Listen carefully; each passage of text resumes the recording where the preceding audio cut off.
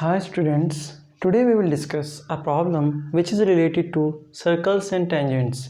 In this problem, we have given a circle which is having two tangents, one tangent xy and another tangent is x dash and y dash. And there is third tangent which is AB, which is tangent at point C to this circle.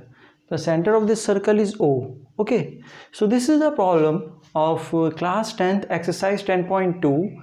Question number 9. Okay, so we will try to discuss this problem and we will try to prove the problem.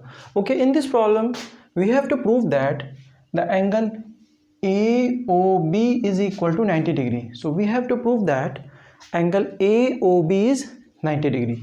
Okay, so what are the things which is given in the question? In question it is given that xy is a tangent and x dash y dash is a tangent, and both these tangents are parallel. Okay, tangent xy and x dash y dash are parallel.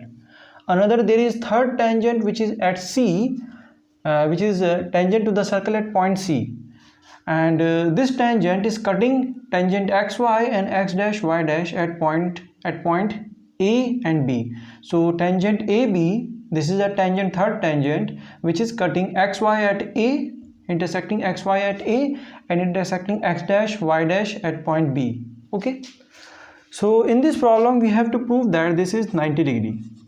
We have to prove that angle AOB is 90 degree. हमें जो दिया हुआ है इस question में वो ये दिया हुआ है कि एक्स वाई इज एक टेंजेंट सर्कल के पे और दूसरा टेंजेंट जो है एक्स डैश वाई डैश है जो कि क्यू पॉइंट पे टेंजेंट है और एक्स वाई पी पॉइंट पे टेंजेंट है. दोनों ही टेंजेंट जो हैं वो पैरेलल दिए हुए हैं और तीसरा टेंजेंट जो है वो पॉइंट सी पे टेंजेंट हो रहा है इस सर्कल के लिए, और एक्स वाई और एक्स डैश वाई डैश को कट कर रहा है ए पे और बी पे. हमको ये प्रूव करना है कि ए ओ बी जो है वो 90 डिग्री है. तो हम लोग इसको कैसे प्रूव करेंगे? We will do some construction. We will join center point O with the point C. इसको ज्वाइन कर देंगे हम. इसको ज्वाइन करने के बाद सर्कल एंड टेंजेंट्स की हम एक प्रॉपर्टी यूज़ करेंगे. कौन सी प्रॉपर्टी है? वो प्रॉपर्टी ये है कि अगर मान लीजिए ये आपका कोई एक सर्कल है, ठीक है, सर्कल पे एक टेंजेंट ये है, दूसरा टेंजेंट ये है, ठीक. This is the centre of the circle.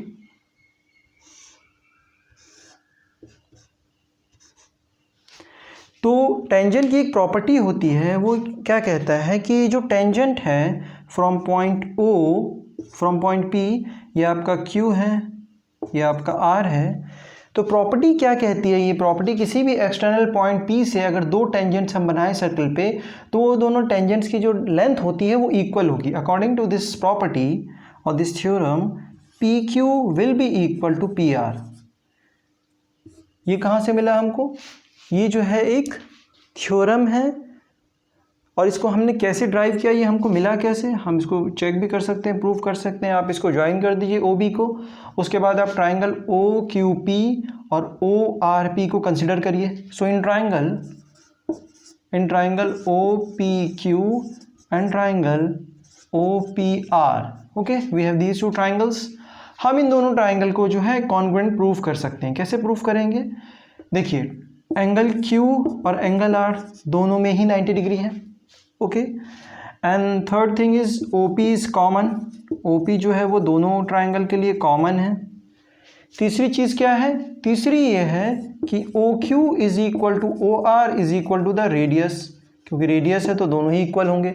तो हमको ये तीन चीज़ मिल गई और हम ये जानते हैं कि किसी भी दो ट्राइंगल को कॉन्ग्रुएंट प्रूफ करने के लिए हमको कोई भी तीन साइड्स या एक साइड दो एंगल हमको इक्वल दिखाने पड़ते हैं. तो हमको ये तीनों चीज़ें मिल गई. इसका मतलब triangle OQP is congruent to triangle ORP. ये हम लोग लिख सकते हैं, triangle OQP is congruent to triangle ORP.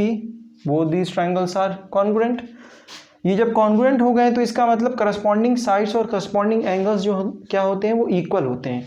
किसी भी दो कॉन्ग्रुएंट ट्राइंगल के करस्पॉन्डिंग साइड्स और करस्पॉन्डिंग एंगल्स इक्वल होंगे. तो यहाँ पे क्या हो जाएगा कि एंगल आपका ओ पी क्यू इक्वल होगा एंगल ओ पी आर के, और क्या होगा, ये जो साइड्स हैं P Q will be equal to P R. तो हमको यही चाहिए था, जो कि हमको प्रूफ करना था।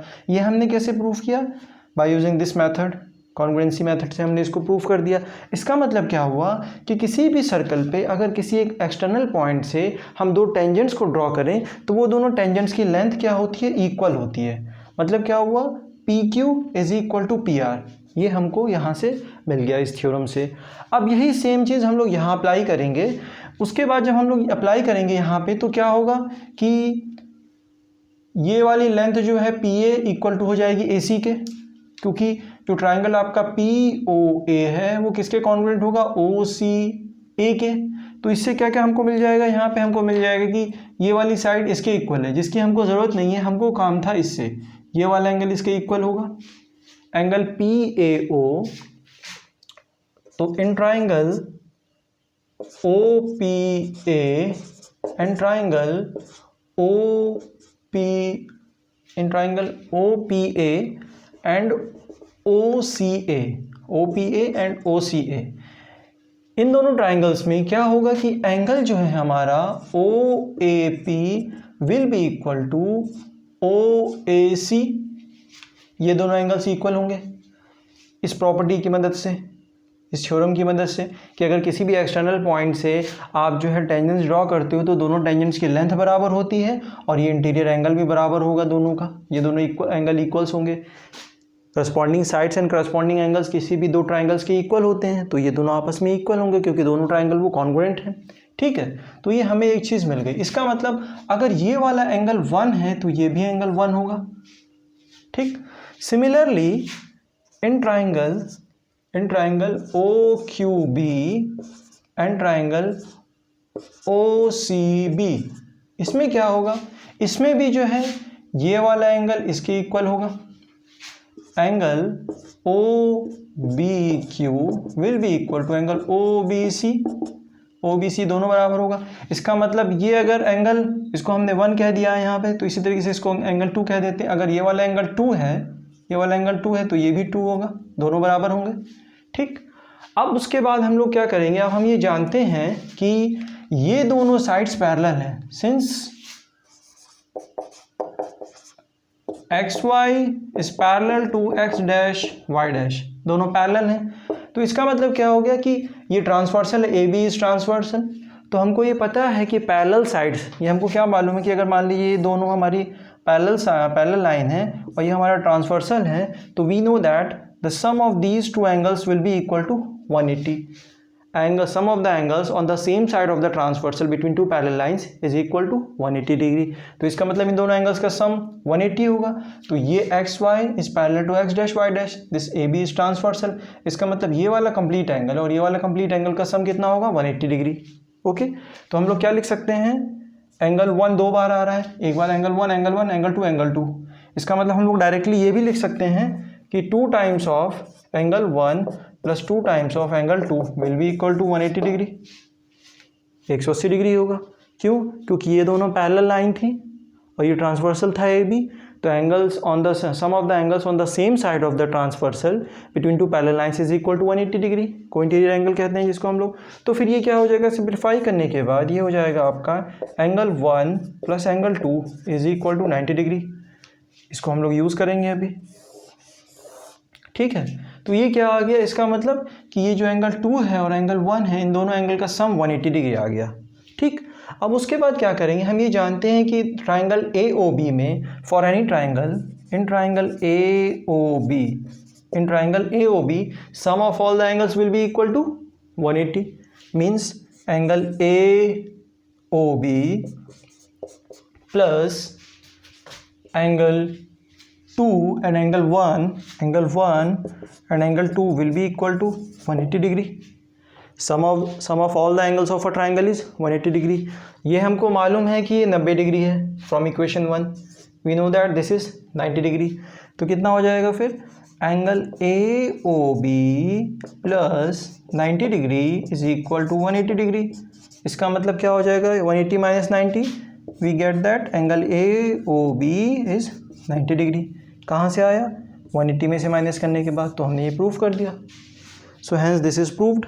We have done nothing, we have just use here 2 theorems. पहली थ्योरम ये थी कि टेंजेंट्स की, tangent to any circles from any external point will be congruent, जो दोनों ट्राइंगल बनाएगा वो कॉन्ग्रुएंट होगा। तो इसका मतलब क्या होगा कि ये वाला एंगल इसके बराबर होगा, ये तो 90 होगा, ये वाली साइड इसके बराबर होगी, ये कॉमन, ये दोनों साइड बराबर होगी, ठीक। तो ये दोनों एंगल्स इक्वल हो गए। वही हमने यूज़ किया है यहाँ पे कि पॉइंट ए से जो है ये 2 टेंजेंट बन रहे हैं, ए पी और ए सी।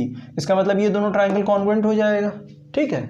उसके बाद ये दोनों ट्राइंगल भी कॉन्ग्रुएंट हो जाएगा, मतलब ये वाली साइड इसके बराबर होगी, ये वाला एंगल इसके बराबर होगा, ये साइड इसके बराबर होगी, ये वाला एंगल इसके बराबर होगा, ठीक। अब उसके बाद दूसरी चीज़ हमने क्या यूज़ की, पहली चीज़ तो हमने ये वाली चीज़ यूज़ कर ली कि किसी भी एक्सटर्नल पॉइंट से जब हम ड्रॉ करते हैं सर्कल पे टेंजेंट, तो वो दोनों टेंजेंट्स की लेंथ इक्वल होती है और वो दोनों जो है कॉन्ग्रुएंट ट्राइंगल जो बना रहे होते हैं, एंगल्स भी इक्वल होता है दोनों का। उसके बाद दूसरी चीज़ हमने यहाँ पे ये यूज़ की कि ये जो दोनों पैरेलल लाइंस हमको दी हुई थी और ये ट्रांसवर्सल था आपका A B is the transversal, तो the sum of the angles on the same side of the transversal is equal to 180 degree. किसी भी दो पैरेलल लाइंस के बीच में अगर मान लीजिए आपका ये एंगल 1 था, ये एंगल 2 है, तो अगर ये दोनों पैरेलल लाइंस हैं तो sum of 1 and 2 will be equal to 180 degree. वही कंसेप्ट हमने यहाँ यूज़ किया है, ठीक। ये total angle, this total angle and this angle will be equal to 180 degree, क्योंकि ट्रांसवर्सल की सेम साइड पे है दोनों एंगल्स, ठीक। उसके बाद क्या हो जाएगा, हमारे पास आ गया angle 1 plus angle 2 is equal to 90 degree. उसके बाद तीसरी चीज़ हमने क्या यूज़ की यहाँ पे कि the sum of all the angles of this triangle will be equal to 180 degree. तो 180 माइनस 180 हो जाएगा ये। तो इन ट्राइंगल फिर हम लोग क्या करेंगे, इन ट्राइंगल ए ओ बी में तीनों एंगल्स को ऐड कर देंगे, then finally we will get that angle A O B will be equal to 180 minus 90 degree which is equal to 90 degree.